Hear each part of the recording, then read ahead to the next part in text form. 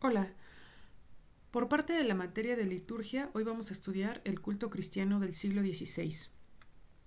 Estudiar los recursos que el movimiento de reforma rescató para la liturgia del culto cristiano expondrá los aspectos de la situación histórica en la Europa del siglo XVI y los elementos litúrgicos que fueron recuperados por la reforma protestante. Para el siglo XVI, la Iglesia se había corrompido grandemente. Muchos de los líderes religiosos eran asignados de manera deshonesta porque su puesto les otorgaba mucho dinero y poder. La vocación cristiana se había tornado en ambición, a tal grado que en Roma se empezaron a vender las indulgencias, que no era más que un documento con el que se creía que se podía reducir la condena del purgatorio. La liturgia romana se establece en el siglo VIII y se extiende hasta el siglo XVI. La misa se daba en griego o en latín, de espaldas a la congregación, y las alabanzas estaban a cargo del coro, con cantos gregorianos conformados por la palabra de las Sagradas Escrituras, transcritas en melodías por los monjes o clérigos, al que denominaron canto romano. Cuando la iglesia primitiva se reunía para celebrar sus cultos, lo hacían en las catacumbas.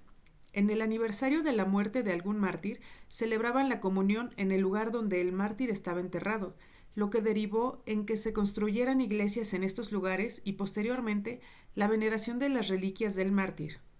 En el siglo XVI, la fascinación por las reliquias rayaba en la idolatría, ya que se difundió la promesa de que el solo contemplarlas podría restar años en el purgatorio.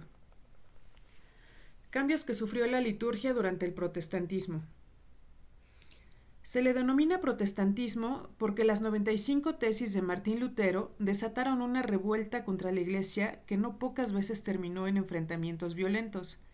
Los disidentes, para distinguirse de la Iglesia romana, retomaron la iconoclastía. Destruyeron las imágenes en los templos y eliminaron su uso hasta en las vestimentas de los sacerdotes, quienes suprimieron el voto de castidad y decidieron casarse para formar su propia familia. Puntualicemos cuáles fueron estos cambios. 1. Traducción del Nuevo Testamento al alemán por Lutero. 2. Se leen las escrituras en el idioma de los habitantes. 3. Creación de himnos de alabanza en el idioma de los habitantes. 4. La congregación canta himnos de alabanza. 5.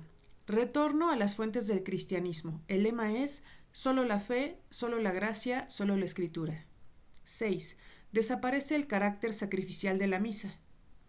7. El culto se vuelve cristocéntrico para la gloria de Dios. 8. El culto no tiene mérito para alcanzar la salvación. 9. El culto es un privilegio, no una obligación. 10. La predicación es el elemento principal del culto. 11. La enseñanza de la palabra se vuelve un derecho popular desde la niñez, ya no un privilegio de los conventos. Evolución de la liturgia en la época apostólica, en el tiempo de Constantino y en el siglo XVI. Empecemos con la iglesia primitiva de la época apostólica. Los primeros cristianos no cortaron totalmente con las tradiciones judías, sino que se empezaron a reunir en el templo, en las sinagogas y en algunos hogares. Los aspectos que se conservan de la liturgia judía son: 1. La lectura y la exposición de la palabra. 2. Hacer oraciones y realizar cantos de alabanza. 3. Leer un credo, recitar un credo o la confesión de fe. 4. Realizar ofrendas y colectas, ya sea para las viudas o para los más necesitados. 5. Desacralización del templo como lugar único de adoración. Cerca del año 55 inició la persecución a los cristianos por negarse a tener al César como su primera divinidad. Derivado de ello, optaron por reunirse en las catacumbas. Los judíos de la diáspora no participaron del culto en el templo, mismo que fue destruido en el año 70, unos 40 años de la muerte del Señor Jesús. Los judíos de la diáspora no participaron del culto en el templo de Jerusalén, mismo que fue destruido en el año 70, unos 40 años después de la muerte del Señor Jesús y del nacimiento de la iglesia primitiva. Los elementos que se incorporaron a la liturgia de la iglesia primitiva cristiana son: primero, Lectura de las cartas de los apóstoles a las incipientes comunidades locales. 2. Lectura de hechos de la vida de Jesús. 3. Y la celebración de la Cena del Señor. Los primeros templos cristianos fueron las habitaciones de los hogares que se empezaron a dedicar exclusivamente a la celebración de los cultos a medida que la iglesia iba creciendo. A partir del siglo III, el bautismo y la Cena del Señor inician su lento camino hacia la sacralización. Veamos ahora la iglesia en el tiempo de Constantino. En el siglo IV, el emperador Constantino toma la decisión de cristianizar el imperio debido a que le atribuye sus victorias al uso de un símbolo cristiano en batalla. Segundo, el cristianismo era la religión oficial. Tercero, era bien visto ser cristiano. Cuarto, inicia la construcción de grandes templos e imponentes basílicas. Quinto, la iglesia se deja conquistar por el mundo. Sexto, los pastores pasan a ser grandes personajes del imperio. Séptimo, el clero se convierte en una jerarquía. A partir de este punto lo vamos a definir en una nueva nomenclatura porque hay sustantivos que definen muy bien la liturgia de la época. Inciso A. Como formalismo. Las oraciones escritas sustituyen a las espontáneas en una liturgia fija e invariable. Inciso B. Uniformidad. Los cultos deben seguir el mismo esquema, orden e idioma. Inciso C. Tradicionalismo. La misa era prácticamente igual durante el siglo IV que en el siglo XX. Inciso D. Sacramentalismo. La Eucaristía toma más importancia, en detrimento del ministerio de la palabra y de la oración. Inciso E. Clericalismo. El clero se vuelve una casta especial de hombres con poderes especiales, quienes son los únicos que pueden ofrecer los sacramentos. Inciso F. Multitudinismo. Hay creyentes nominales como miembros de las iglesias que tienen más influencia que la multitud de creyentes auténticos. Inciso G. Pasividad. Descenso de la espiritualidad debido a que la participación de los fieles se reduce a la simple asistencia y algún amén programado. Veamos ahora qué sucedió durante la época de la iglesia medieval. Como la mayoría de nosotros recordamos, las construcciones son altísimas. Son oscuras, frías y dejan entrar la luz por vitrales de colores. Eso es lo que conocemos de la arquitectura. La arquitectura reflejaba mucho el sentimiento de la época. Estudiémoslo. La Iglesia Católica Romana aumentó su poder mediante las alianzas políticas de los papas con los emperadores, así como con la venta de indulgencias, simonías y dispensas. Segundo, la visión teocéntrica en la que todo gira alrededor de un Dios concebido como juez y verdugo. Todo lo humano y carnal se considera pecaminoso, lo que propicia una interpretación oscurantista y pesimista de la vida. 3. El latín es la lengua litúrgica. 4. La salvación por fe es desplazada por la salvación por los sacramentos que acompañaban la vida humana desde la cuna hasta la muerte. 5. La Cena del Señor, que se celebraba con alegría y sencillez del corazón, se convierte en un sacrificio sombrío. 6. La hostia se sacraliza hasta ser venerada en procesiones y atribuírsele poderes especiales para curación de enfermos y bendición de cosechas. 7. La misa es pronunciada de espaldas de los fieles y la mesa de madera se sustituye por un altar de piedra, en el que se colocan cirios y crucifijos, lo que derivará después en el retablo. 8. El clero estaba en continuos escándalos de corrupción e inmoralidad. La Iglesia en el siglo XVI tuvo una gran evolución. Se le conoce como la época del Renacimiento. El Renacimiento se refiere a que se buscaba rescatar el arte clásico de los griegos. Procura nuevamente lo bello, la anatomía, las proporciones, las matemáticas. En esta época surgen muchas figuras destacadas en el arte y por supuesto que en la liturgia también se vio reflejado. Repasemos un poco de lo que vimos al principio de este audio. Primero, esto era la época del Renacimiento. Segundo, el deterioro y corrupción de la Iglesia eran insostenibles. Tercero, la Cena del Señor era el espectáculo dramático de la transubstanciación, a la que se adoraba en un ceremonial ornamentado y supersticioso. Cuarto, la participación popular en el rito era raquítica. Quinto, se comulgaba una vez al año. Sexto, el sermón decayó porque la mayor parte de los párrocos eran demasiado ignorantes para predicar.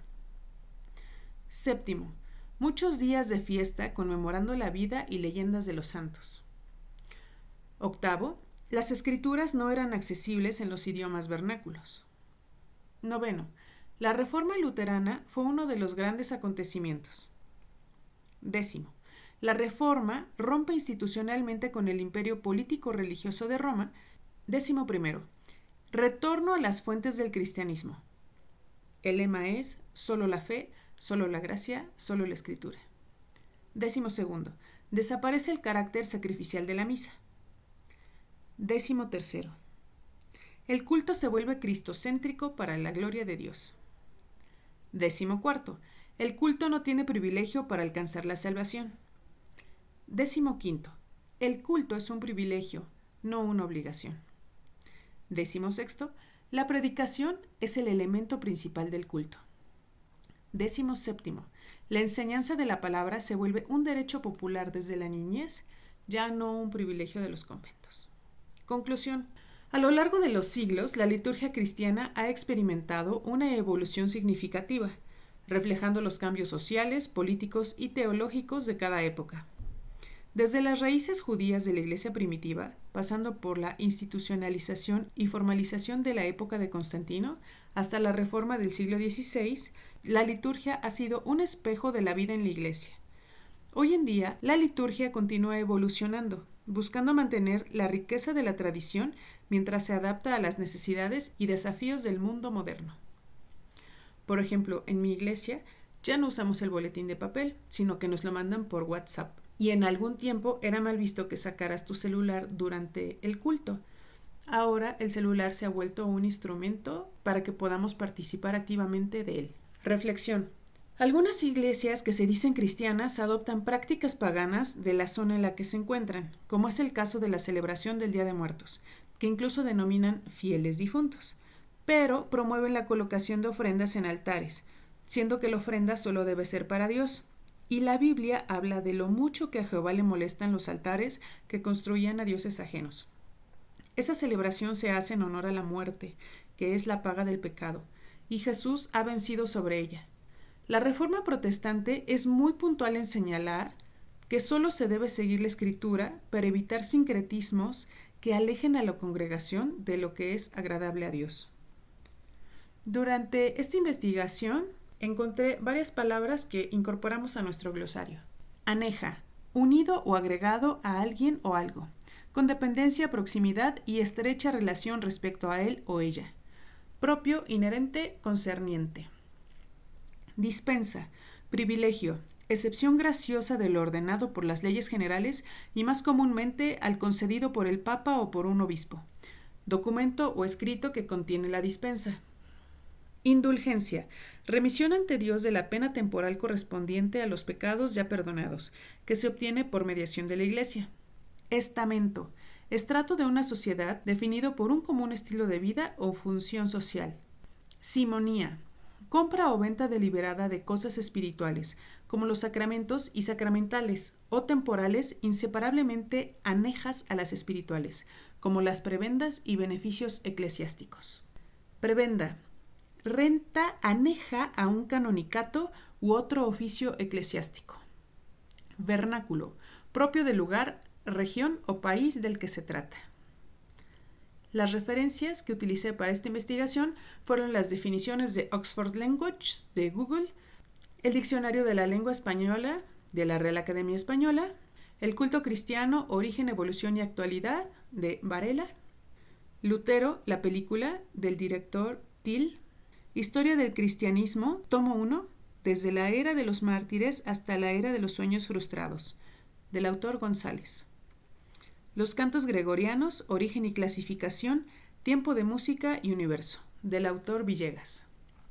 Espero que esta investigación haya resultado de su interés. Ojalá que podamos escucharnos en una nueva participación. Gracias. Hasta luego. Bendiciones.